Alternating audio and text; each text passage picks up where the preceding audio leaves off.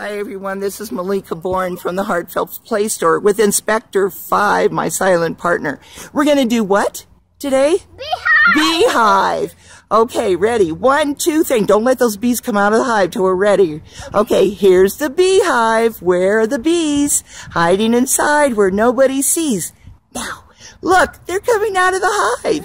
1, 2, 3, 4, 5. Buzz! Buzz, what do the bees say? And count them for us. 1, 2, 3, 4. Are they all there?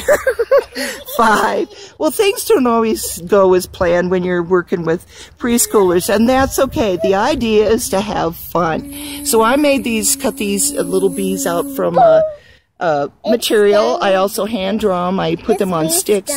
Oh no, I'm allergic to bees.